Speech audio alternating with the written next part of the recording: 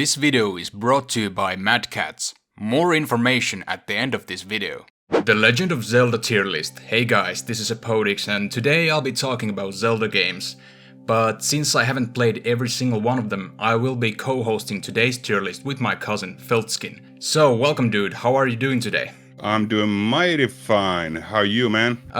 It's been really hot summer, but yeah, I've been doing fine, thanks. Yeah, we got some bunch of Zelda games here. Most of them are going to be from the mainline series, and we will be talking about these in the timeline order when they have been released. So, without further ado, let's begin. First, we got the original Legend of Zelda, the one that started it all on the NES. I really like the original Zelda. It has the isometric view. It introduced many things that are founded in the games, and the items you found in the different dungeons, and the overworld is pretty cool, and for the time being it was a really good game. I would really argue between S or A, but I don't want to sound too biased because I also have some nostalgia attached to it, but it's still a really solid game even to this day. Yeah, you have to consider, because this is like legendary stuff. This is the one that started it all. Yes. And built foundation of the whole adventure, like kind of genre in general. And I remember when I played this as a kid, it was way too hard for me because it was complicated for the time. Because I was used to like side-scrolling platformers like Mario, and this was just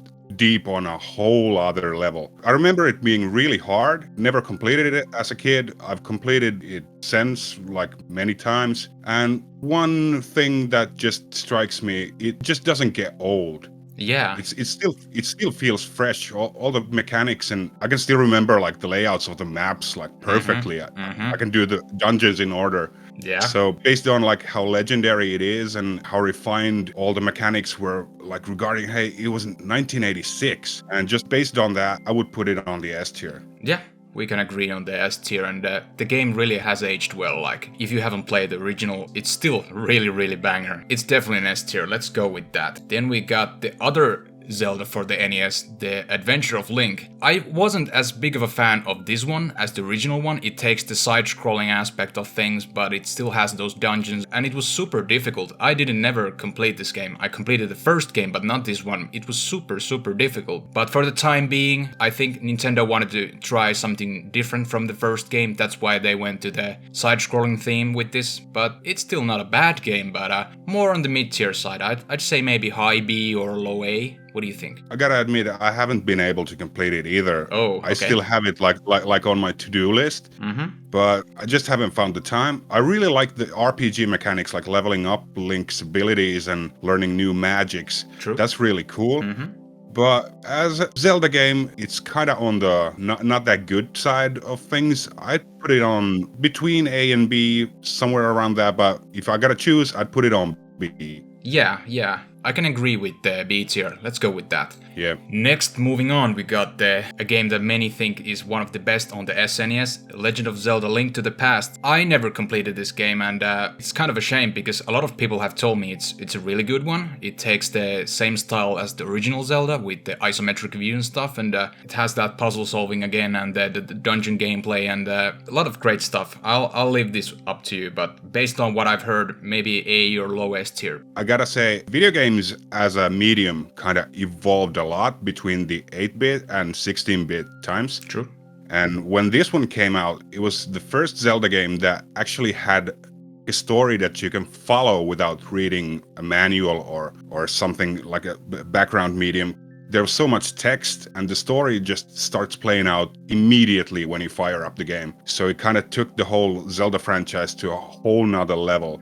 You had this long story that you followed, and if you didn't like the mechanics, then the story was gripping enough to keep you going all the way. I have to put this on the S tier. Let's go with this. Do you think it's better than the original or the... Not better than the original, because take into consideration the first one's legendary status. Yeah. And Link to the Past isn't my favorite game in the series, but I recognize what it did to the series and how important it is, like in the whole franchise. Yeah, definitely an S tier, but not as good as the first one. Okay, awesome.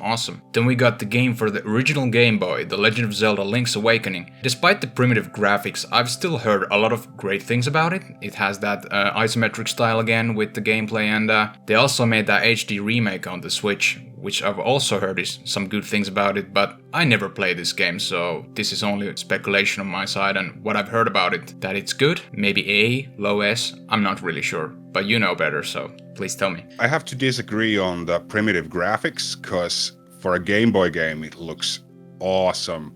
The sprites are big and really well represented. The graphics are just smooth, and when you play it on the old Game Boy, there's like this small blur on the screen, and it makes all the sprites look even better. The action is well paced, the map is big, there's a lot of secrets. It's kind of like a giant Zelda game fitted into one small Game Boy cartridge. It's a lot of bang for your buck, I gotta have to say. Yeah. Not a perfect game, it's a short one. You can complete it like almost in one sitting if you know what you're doing, but nevertheless, it's still a full-fledged Zelda title. Put it on the A tier. Yeah, there are those technical limitations that the Game Boy gives, and considering that, it's very well executed overall. For sure. You said it would go to A tier? Yes? Yeah, definitely. Like really strong A tier. Alright, okay. Next we have a couple games on the N64. We got first Zelda Ocarina of Time. Another game I should play. Many people say it's like one of the best on the N64, and it kind of revolutionized a lot of things because it was the transition from 2D to 3D. It also had the remake on the 3DS, which is good. Yeah. It seems to be pretty great. Maybe S tier, high A tier. What do you think? This was kind of the Zelda game that started my undying love for the franchise. I played the once before this, but when I got this in my hands, I was just blown away. And by the time I played it, it was already pretty old. The PlayStation 2 had already came out and the GameCube. But when I played this, I was just blown away how big the world was, and there was time travel mechanics, and everything was just super cool. The story was so gripping. Controls were perfect for the time. It's one of the best video games ever made and revolutionized the whole 3D adventure genre. The jump from 2D to 3D was just so seamless in the series. They just nailed it perfectly. I'd put it on the S tier before Zelda 1 for sure. Okay. So over here, okay. No, like better than Zelda 1. Oh, on the very... Okay, yeah. Ocarina of Time showed how perfect the Zelda formula is, because they could just transition it into 3D and just throw a little bit of that Nintendo magic on top of it, and including the new hardware power of the N64, it was just revolutionary and mind-blowing. Yeah, it's a good one. Definitely a S tier contender. Sure. We got the other N64 Zelda, Majora's Mask. I played some of this, I never completed it, but I found the mask mechanics intriguing, that you find these different masks and they provide Link different abilities, which I found unique and kind of cool in the way. It also has the 3-day time period when the moon's gonna crash and you have to go back in time, and gives you that kind of a hectic vibe to it. And sure. I actually really like the concept of it, but it's not necessarily my favorite Zelda game, but I know there's a certain fan base attached to this game in particular as well, so I'd say maybe a high A tier. I played through it once. I haven't touched the 3DS remake, but the time restriction it wasn't for me, but when you progress in the game later, you kind of get workarounds to the time restriction. You can slow down the progress of time, and it gets kind of easier to work around it. The story is really dark for a Zelda game. I like that side. I don't know, it was kind of restrictive, the whole mechanism of you going back in time and everything resets. I'd put it on the A tier. Okay. Do you think it's better or worse than Link's Awakening? I'd put it behind Link's Awakening. Okay. Just based on my own opinion. Fair enough, but still a solid A. Then we got the Game Boy Color titles. We got the Zelda Oracle of Seasons and Oracle of Ages. I gotta be honest, I never played these games, but again, they have their good things going on. They had some little differences here and there, like the end boss I think was different for these two entries, but yeah, what I've heard is that they are good games overall, and but you've seemed to play them and you can tell a bit about the differences and stuff. These are kind of funny considering that they're Zelda games, but they've been made by Capcom. Oh, really? Huh. Yeah. I'm not sure about why that is, but they did a really good job with these. I don't think you should consider these like separate titles, because they're really closely knit together. These games work pretty much like Resident Evil 2's campaign. You start the first one, and then how the second one plays out depends on how you play the first one, and then vice versa. So you kind of get like 4 games for the price of 2. Because when you complete like the Oracle of Ages, you get this passcode that you can start the second campaign in Seasons, and then you can fight the real end boss. Oh, interesting. It's an interesting mechanic, and I can understand if you were a kid at the time that these came out, you wouldn't have money for them both, but you bought the other and your friend buys the other, and then you can like borrow them back and forth, send the passcodes. That was a really cool mechanic. Oh yeah, it sounds very interesting. I like these tie-in things and quote-unquote little collabs that other games like do with each other, and sometimes they work and sometimes they don't. And with this case, at least it sounds very interesting. So yeah. Yeah, with these it definitely works. Awesome. Where would you rank these 2 games? I would put Oracle of Ages first on the A tier, and then Seasons right behind it. Is it behind Majora's Mask or? Yeah, behind Majora's Mask, because you gotta remember that these are Game Boy titles. They're not that huge, but they have the same magic that Link's Awakening had before them. Consider these like really big parts of the whole main Zelda franchise. They don't feel like spin-offs at all. Okay. Not everyone utilized the Zelda IP in a good way, but I'm glad some other companies did, like Capcom here. So that's awesome. Moving on, we got the Link to the Past on GBA. I know we talked about this already. I don't know why it was included in this tier list, but it came with bundled in with the Four Swords game. I never played this version of Four Swords, but I really like the concept that you can do these puzzle solving things with friends, up to 4 players. I think that's super cool via the link cable and stuff. So that's really all I know about it, and based on what I've heard, I think it's maybe high B. I never had a chance to play the Four Swords expansion because I didn't have a GBA at the time, and now that I do, I don't have a link cable or 3 friends with the same game. So it's kind of impossible to try it out. Maybe one day, but considering that it's a massive Zelda game, Zelda Link to the Past, but in your pocket, that's just mind-blowing. At the time, I think this sold almost as much as the original on the SNES, but it's still a re-release. There's not, from what I know, I don't think there's anything other extra packaged in than the Four Swords side game. So yeah, I'd put it behind Zelda 2 on the B tier. Yeah, that sounds pretty fair.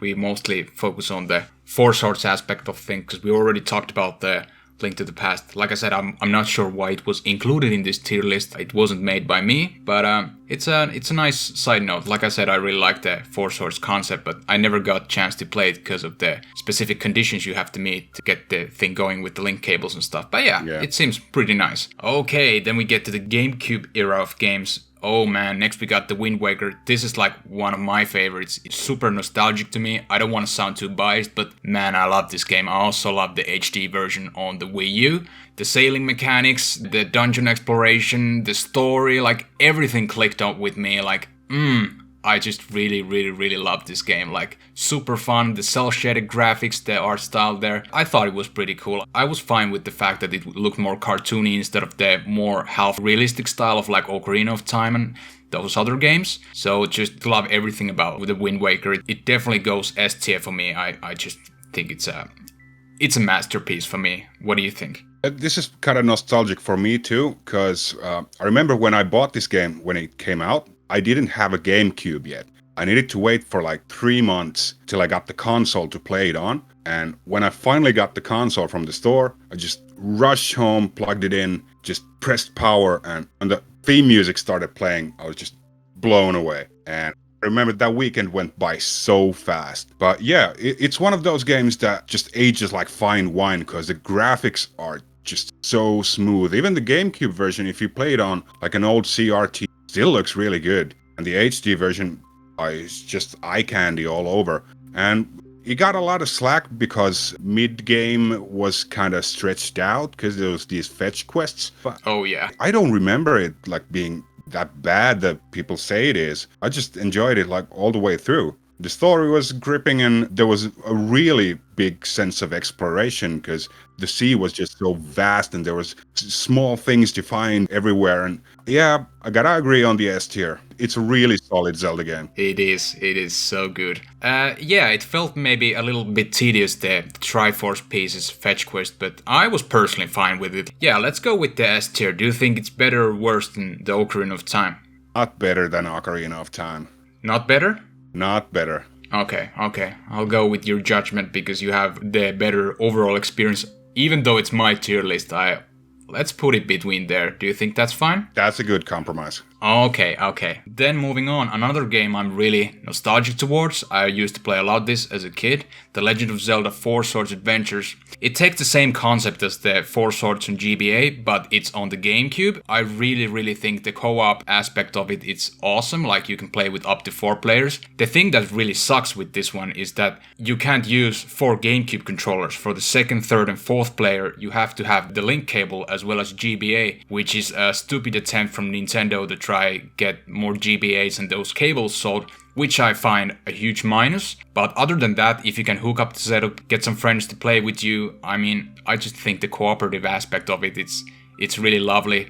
It's not the longest Zelda game ever, but it still packs a nice punch, and love the art style, love the gameplay, love the puzzle solving. It's a really good one. My nostalgic side of me would say maybe low S tier, but from a non-biased critical side of things, somewhere around the A tier is sufficient enough for me. What do you think? To admit, this is the one game that I haven't played. And yeah, I kind of missed it when it came out. And nowadays, this is probably the most expensive Zelda game out there. If you have the big package that came with the GBA link cable, like complete in box, I think it's way over 300 euros. Yeah, it's super expensive. I've actually tried to find this game in my collection because I sold my games back in the day, the GameCube games, which I highly regret for. But yeah, you're correct. It's very expensive title because they didn't print many of these games, and it's still the Zelda IP has attached to it, so it gets more valuable. It's super expensive game, but you had no experience on it. Based on what you've heard and stuff like that, where would you rank this game? Or do you leave the judgment to me on this one? I'll let you decide. Okay. I haven't played Ages or Seasons, but I think it will be maybe sufficient to go like between Majora's Mask and the Ages and Seasons. I think it's a solid A. I really think it's the cooperative aspect. You don't have never too many like cooperative games, so I can really respect that additional aspect of it instead of being a totally single player, which the Zelda games excel for, but I'm really like open to new ideas and you can play with friends at the same time. I just think it's a solid A. Let's go with that. Sure. Okay, moving on. We got the Minish cap for the GBA. Another title I never played, but the gameplay of it and the graphics for the GBA and the technical limitations of the hardware, I think they really nailed this one. I should play this at one beautiful day, but yeah, I've heard good things about it, but I never played it. What do you think? I played through this only once, but I remember the gimmick of this game was that the Minish cap in the name, that's the thing that allows Link to transform into a smaller version of himself, so he can crawl in from like small holes and do stuff that he couldn't as a regular size Link. I don't have that many fond memories of this game. I don't have it anymore, which I regret, but yeah, it was the tried and true isometric view Zelda through and through, and well, I played it all the way, so it was okay. I'd put it on the B tier. I would argue it's better than The Adventure of Link, so maybe high B tier, low A tier. I've heard a lot of people like this game, so I hate to offend anyone if we don't put this on the low A tier. What do you think? Low A tier or high B tier? Let's go with the A. Yeah. It felt kind of spin-offy, but it was still a solid Zelda title. Yeah. I've heard a lot of good things about it. Let's give it the A. Okay. Next we got The Legend of Zelda Twilight Princess. I really thought it was a great game. I never played the GameCube version, but I got the version on the Wii. It got released simultaneously on both of the consoles. Yeah, I really thought the darker tone of Zelda was awesome, and the side characters like Midna was super nice, and that you can transform into this wolf thing, and the exploration and the dungeons again, and the puzzle solving and the overall story. It had that darker tone in it, but I really found it enjoyable. It's a good game, maybe low S tier, high A tier. It also had the HD version on the Wii U. It's one of my favorites for sure. Low S tier, I'd say. What do you think? Yeah, this is one of my high points in the whole franchise. The wait for this one was super long. There were videos and hints of it coming out, like I think even before Wind Waker came out. And it was supposed to come out on the GameCube a lot earlier than it did. And when they were starting these speculations and rumors about the next Nintendo console, which turned out to be Wii, they decided to postpone the release so they can package it in as a release title. And I don't think it was a bad decision. I bought it out on the Wii first and enjoyed it a lot. Well, the motion controls were a bit on the iffy side here and there. The sword play wasn't that precise, but it was still a really enjoyable title. The whole setting and the story, I think, is almost the best in the whole franchise. And the portrayal of Zelda in this one, Princess Zelda, is my favorite. She's just like this calm character with a strong sense of like justice, and she's so determined to get the realm back into shape, and I just love it. Perfection on the story side. I have a fond memories to the game as well. Not as nostalgic to me as like Wind Waker, but yeah, it was a really solid title. We can both probably agree that it goes to S tier, but where do we want to put it on the S tier specifically? I'd put it behind Link to the Past. Okay, yeah. Sounds fair. So, low S tier.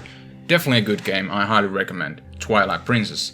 Then we got the DS games, Phantom Hourglass and Spirit Tracks. It's another pair of games I never played, but what I've heard is infamous about these games that you have to play with the stylus, you cannot use the DS controls, which is just awkward decision. There should be an option to use either the stylus or the regular controls, which is what kills it for many people. And but I do enjoy it. When it comes to art style, I really like it. Has that Toon Link style, the cell shading. That's very nice and pleasing to the eye. I enjoy that. And some of the gameplay mechanics I've heard, it still has that solid Zelda puzzle solving and the gameplay, but the controls is something what seems to kill it for many people. I have both of these and they look amazing on the DS. And the game started out nice when you start learning the controls. The train mechanics and the sailing mechanics they work really well, but when it comes to like harder parts of the game, where you have like these timed puzzles, you have to move really quickly and navigate this maze to get through a door, like just in time. I can't do it. The stylus controls are just so inaccurate, or maybe I'm just bad at the games, but I don't know. It was just a pain to get to like halfway through these games, and I couldn't finish either of them. Oh, okay. I don't know bad or not, but there should be at least option to use the regular controls. I don't know why they were so obsessed that you use the stylus or you don't play the game. Like that was just a bad decision. I think they could package these like together as a re-release for the Switch or something and include button controls. As they are, I think they're just sour spot in the franchise, but they have to be considered spin-offs because they don't feel like full-fledged Zelda games from the get-go. So based on the mixed controls but the nice looking aesthetics and okay gameplay, where would you put? I think it's somewhere in the B or maybe C tier? I'm not really sure. You have more experience. I'll leave the judgment to you. What do you think? Just because I think they're almost unplayable, I think we have our first C tier games. Ooh, okay. Do you think, is there like a slight difference? Do you prefer the one over another? Just because you can pull the choo-choo chain in the train on Spirit Tracks. Let's put it first and then Phantom Hourglass. Yeah, that's fair. Fair enough. Choo-choo out of 5, Spirit Tracks and yeah. Phantom Hourglass. Okay. Yeah, maybe we're gonna see remakes in the future like they did with Link's Awakening, so that's certainly a possibility, especially when they're delaying the Breath of the Wild 2 for so long that you see these games that they put in between those bigger releases, so it could make sense at some point. Maybe one day. Yeah, like the next game we have on the list, it also got re-released on the Switch because of the aforementioned thing I just said. We got Zelda Skyward Sword on the Wii. Again, it's another game I never played, but I really like the style, how it goes. You fly to these different islands to explore things, and a lot of people said that the beginning of the game was kind of slow-paced. There's this character called Fee or something that just keeps talking and talking and talking. Like, can I just play the game? That's what I've heard from some people. But other than that, it's still a really, really solid game on the Wii. And I don't know if it's necessarily better than the Twilight Princess. I can't really fully justify it because I never played it from the beginning to the end like I did with the Twilight Princess. But yeah, I've heard good things about it, so... But you've seemed to play it, so you know better. Yeah, judging on the beginning of the game, I don't think you should play Zelda games if you're in a hurry. Because these games are meant to be played like a marathon, not a sprint. Come on, man. True, true.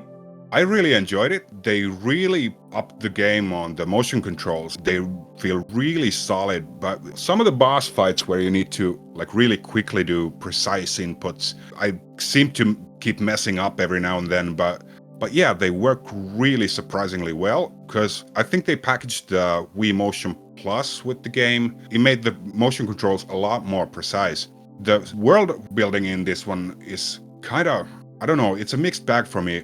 It was cool flying around the islands, but it felt kind of weird. There weren't flying islands in the whole franchise ever before, but this one is first game in like the chronological timeline of the series. Kind of starts from there, and they made a lot of cool innovations in this one, like the stamina meter for climbing that plays a big part in a later release in the franchise, and really memorable dungeons like the Sand Sea, and like you could view into the past with these crystals. There's a lot of cool mechanics in this one that people have just seemed to forget for some reason.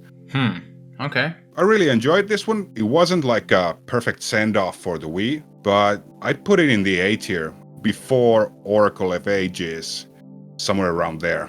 Here? Yeah, that looks fine. Okay, yeah, sounds fair, sounds fair. Maybe some people could argue that it's better than Four Swords Adventures because not too many players played the game, or the GameCube one.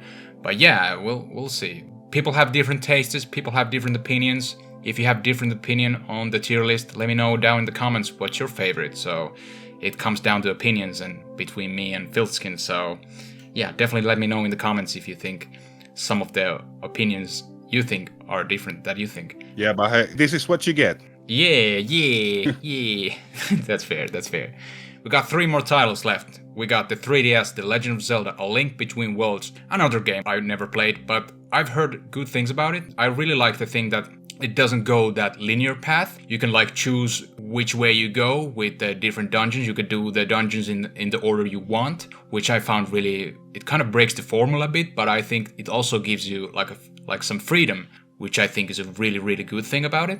And it has some like new abilities and mechanics implemented to it. Again, the classic Nintendo trying to innovate so much in their new games and stuff, which they seem to work well on this one. But like I said, I never played it. I've heard good things about it. Based on what I've heard, maybe high A tier. What do you think? This was really strong in-between game in the franchise because, like you said, they tried out this non-linear pattern that you can do the dungeons in, and it worked really well. It refreshed the Zelda formula. It still felt like a Zelda game, but it brought this like a new sense of freedom into the exploration. And if you played A Link to the Past, it's almost identical to the world map because this is like a direct sequel, and it felt old but still new. One thing I didn't like, this one was really easy. I think I completed it in like 2 nights or something, but I still enjoyed it all the way. And the mechanics where Link can transform into this wall painting and just scale the wall, that was really cool and innovative. There's a lot of cool puzzles involving that mechanic, and I wish they'd reuse it at some point because it was a really cool mechanic and it could be used again in later Zelda games. I'd put it in the A tier, I think behind Minish Cap. Okay, so low A tier. Yeah. 2 more titles left. I think the next one is a game that we both didn't really play. I've only heard reviews about it and some gameplay, so we got the Zelda Triforce Heroes for the 3DS. Again, I really like the concept that you can cooperate with friends, but the odd thing about it, it's instead of 4 players, it's 3. But yeah, the puzzle solving mechanics with friends, able to solve things up, I do enjoy, and I think it's a great concept for the Zelda to have this kind of a spin-off style that you got these cooperative titles as well. But like I said, I've never played it. This one is a bit harder to judge for me. What do you think? Same here. I haven't even tried this one. I remember when it came out, it got okay reviews, like 7 or 8 out of 10 even. So judging by that, it must be an okay title. Maybe if I find it for cheap, I can try it out and we can buy it together and try it out as co-op. Yeah. I love the co-op games. So much fun. Yeah, but based on your expertise on like the older Four Swords title, I'll let you decide on where we rank this one. Ooh, I don't have any affection to the Triforce Heroes. But let's go with high B. Let's go with high B. Like you said, it got like 7 or 8 out of 10s on the reviews and stuff. So I think high B is justified here. Let's put it there so we don't piss off too many people in the comments. Yeah, yeah, for sure. But we got last, but definitely not least, we got The Legend of Zelda Breath of the Wild. It got released on the Wii U as well as on the Switch, and it just revolutionized the Zelda formula again. I think they did so many good things with it. I played a bit of this game, but I fully didn't have the time to complete it. Many people have cited it as one of the best games, if not the best game of all time. So all the praise goes to this game, and for a good reason. It's a really good game, so the open world nature of it and the huge ways you can explore different things and the dungeons and some unique curveballs thrown at it, and the story seems to be pretty awesome, and I can't really find that many negatives, judging that it's a Zelda game, like how it fits to the like whole Zelda universe and everything. Like, I think it's a no-brainer that this goes to S tier, but I want to hear your opinion, of course, too. If you want to take it really short, I'll just say best video game ever. Easily. It just blows away the competition. It just takes everything that you love about the Zelda franchise and just makes it 100 times better. It's just a gigantic playground where you can just go and do anything you want. And it's so alive. There's secrets everywhere. There's something new to discover. I think I clocked in over 300 hours on my first playthrough. I would just go on for days without even like doing any progress. I was just climbing the mountains and finding secrets, and there was just constantly something cool to find, something new. Oh man, it's just a perfect video game in every way. The Zelda team just nailed it.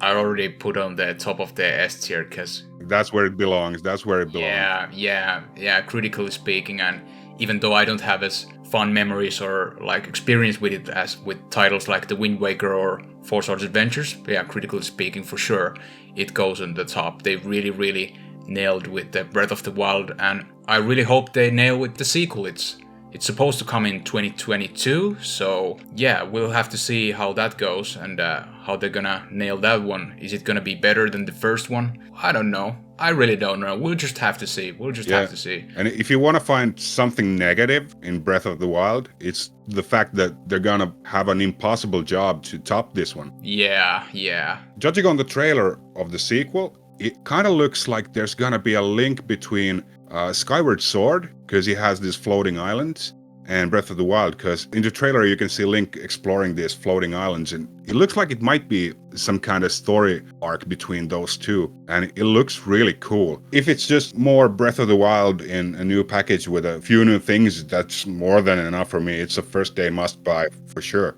Yeah. I think the list is pretty accurate from what I can judge, or what we can judge here, and yeah, it's a good one. Most of the Zelda games in the mainline series, they're really solid, and even the ones at the bottom, it's not an F tier, it's still a C tier, so every Zelda game is definitely playable, but some do excel over the other. So I think this is a pretty nice representation of what I think about these games. I know we missed some games like the infamous Philips CDI games and spin-offs like Hyrule Warriors on the Wii U and the Switch, but I just wanted to focus on the mainline series of games. Yeah, that's it for the Zelda tier list. Thank you so much, Filthskin, for joining with me today. I really appreciate the expertise you've given to the table. It will be really difficult for me to judge these games alone, so thank you for taking your time to join with me today. I really appreciate it. Hey, thanks for having me, man. We were talking about this for ages, and oh yeah, glad we finally got this sorted out. Yeah, that's awesome. I really love to do these collaborations like I did with Arcadon on the Ratchet & Clank games tier list, so as long as I can get contact with other people, I'm definitely want to do more collabs in the tier list videos or top 10s, or even with the Rise and Fall videos, so we'll see what the future holds up. But before concluding this video, I wanted to talk about today's sponsor, Mad Catz. Mad Catz is a third-party manufacturer creating neat stuff like computer accessories, and after testing some of the greatest like the Strike 13 keyboard and Rat Pro X3 Supreme Edition mouse, I can highly recommend these who wants to spice up their computer setups, or for someone who's looking to upgrade their PC accessories. Check out the link in the video description for more information if this piqued your interest, and again, thanks a lot for Mad Catz for sponsoring this video. So yeah, that's it. Thank you so much for watching. Consider to subscribe if you find my videos enjoyable. My name is Hepodix, and I hope you have a wonderful day.